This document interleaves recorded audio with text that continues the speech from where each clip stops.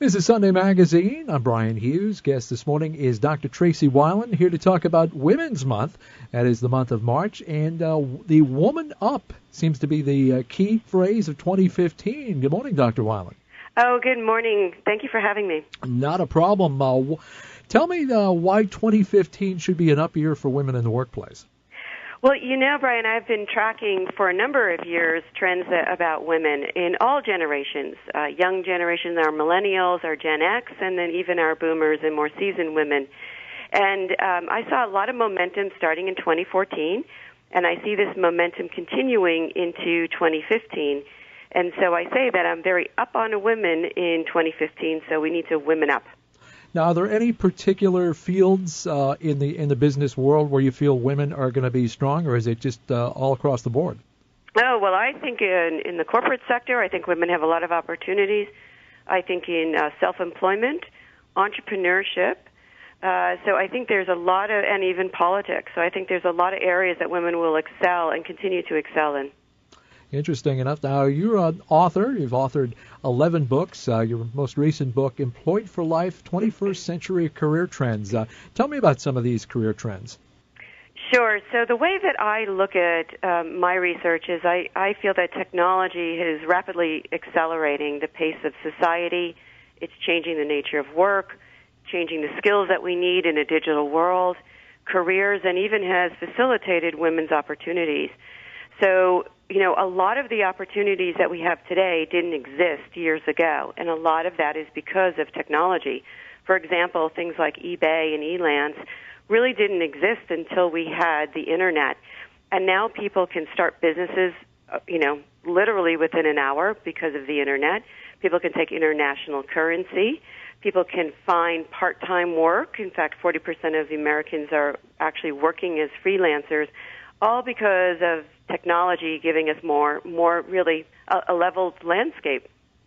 And there are a lot more choices for women now rather than just making the choice of working or being a stay-at-home mom. Technically, you can do both. Oh, yeah. I think in the past, women were, as you said, a nurse, a teacher, or stay at home.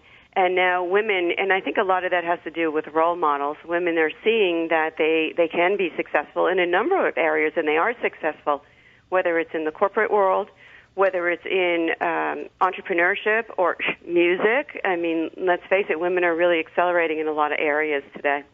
This is Sunday Magazine. Guest this morning, Dr. Tracey Wilen, here to talk about Women Up. Woman Up, actually. It's Women's Month, the month of March. And tell me, you've done a lot of speaking, like all over the country. What is the big issue that women have come up and discussed with you? So I think the big opportunity that women talk to me about is that they have so many more options today, and a lot of that has been created through technology. I think the second, I don't want to say it's an issue, it's a reality, is that we're living so much longer. We're living in many cases to 100 or 100 and plus, and so the reality of working much longer is top of mind for many people, because in order to live to 100, you need to be able to afford to live to 100. And for many people, that means that they'll be working for 50 or 60 years. And for a lot of us, we were groomed by our parents that we would only be working maybe 25 to 35 years. So it's daunting. And I think when I talk to women, it's more around how do I afford, how do I keep employed for life, how do I stay healthy?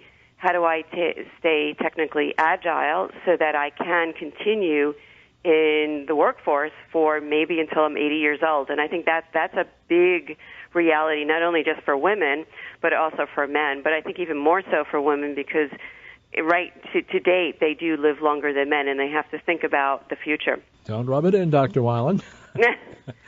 Well, those numbers are changing, so, sure. But for now, women are living longer than men. And that was actually one of the trends that I saw. The AARP, which is a professional association for people over 50 or 55, noted that as women are living longer, they're changing the landscape of what they do after retirement. So, for example, they travel.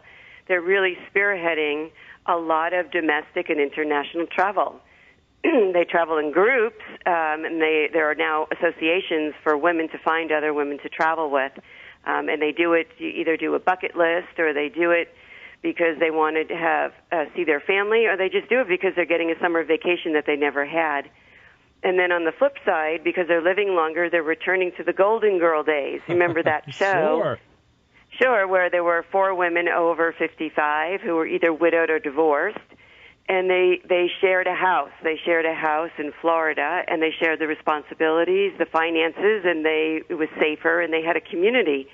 And so women today who are over 55 are also spearheading this trend again, and I think that's very exciting because it's showing that women of all ages are very creative and continue to lead us. This is Sunday Magazine. Guest this morning, Dr. Tracey Wilen, here to talk about Woman Up. The year 2015 going to be the year of the woman. Now, do you see any closer trends of women catching up to men when it comes to income equality? You know, that's a very interesting question because there's been a number of studies that have been done on women graduating college, and particularly with our millennial generation. And a lot of them enter the workforce at parity, in many fields. It's at the same pay rate as men. And then what they're finding is that something happens. It could be that there's discrepancy or favoritism in the firm. It could be that women are not taking the same amount of risk that men might be taking to increase their income, or it could be that women are not speaking up and making themselves more visible for opportunities that could yield them higher incomes. So it's hard to assess right now, what is happening, and it varies by industry and field. But to your point is, increasingly they exit college at the same pay rate. And I'll make another point is I think a lot also has to do with the type of industry or sector or job that you choose. There are very high-paying jobs because there's a scarcity of people to fill these jobs. And the one, of course, that comes to mind is computer science, people who are programmers and excel in technology. And so if you make yourself scarce, and you have scarce skills, you're always going to really net the highest pay rate because there's so few people around you. If you pick a field where there's a lot of people, for example, journalism or something like that, then the pay rate is not going to yield you, perhaps what you had hoped for, unless you have like a blockbuster book or you have, as many journalists are doing, creating scarcity in their field, so become a tech writer or a specialized writer so that you are sought out after and you can net yourself a higher pay rate. So it's all a matter of finding the right niche to fit in. Yes, and I think that is a message for anyone in the job market today is, as one woman said to me, I am a chief information officer. There are many chief information officers. However, the reason I get pursued for roles is because I have a specialization in healthcare and pharma information technologies. And so if a company is looking for that specialization, I'm the only person really, or one of the few, that have that skill set. And so she said you just have to create that, uniqueness about yourself so that you can net the highest returns.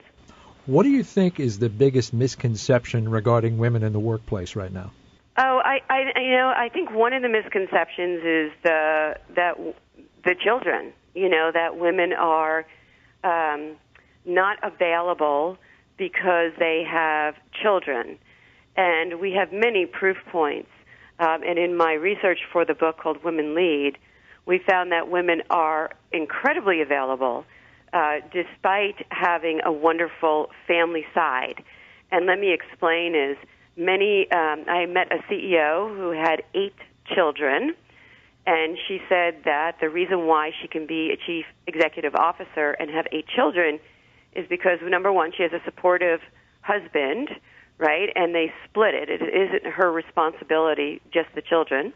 Number 2 is she has supportive family members who really want to be involved with the children. And number 3 is that she knows she has help, deciding, okay, what are things that I can outsource to a friend, family, or other help, And one of the things that I really want to hold on to for me and my kids, and so in her mind is that you can operate as a chief executive officer if you plan, your work-life balance properly. And I've met a lot of women who I interviewed who really didn't find that children really got in the way of work. They really enhanced them. Because as a mom, you need to understand how to be a leader. As a mother, you need to understand how to, drive the team, so to speak, especially if you have 8 kids, influence them in one direction. So in that way, I think that is a big misperception. So you got delegation, time management, and basically being able to outsource. And conflict resolution. Absolutely. With 8 kids, absolutely. Multitasking is a key. Dr. Wilen, where can we find out more information regarding Woman Up? So my website is TraceyWilen.com, TraceyWilen.com. My Twitter is @TraceyWilen, and Facebook is Dr. Tracey Wilen, and of course I'm on LinkedIn. Okay. Anything else you want to share with us regarding Woman Up? No, I'm just very excited about the continued opportunities for women, and no matter what they choose. And I'm very excited that people are celebrating women's success in the month of March, which is Women's History Month, with so many different kinds of interviews or celebrations or events. So thank you very much for having me. Well, thank you for being with us here on Sunday Magazine. That's Sunday Magazine for this week. Join us again next week for another edition of Sunday Magazine. If your nonprofit group or civic organization has an event it wants to publicize, mail it in 2 weeks in advance to Sunday Magazine, care of Cumulus Wilkes-Barre, 600 Baltimore Drive, Wilkes-Barre, Pennsylvania, and the zip is 18702, or you can email me. My email address is Brian, BRIAN, .Hughes, HUGHES, @Cumulus, CUMULUS.com. Sunday Magazine is a locally produced community affairs presentation of Cumulus Wilkes-Barre.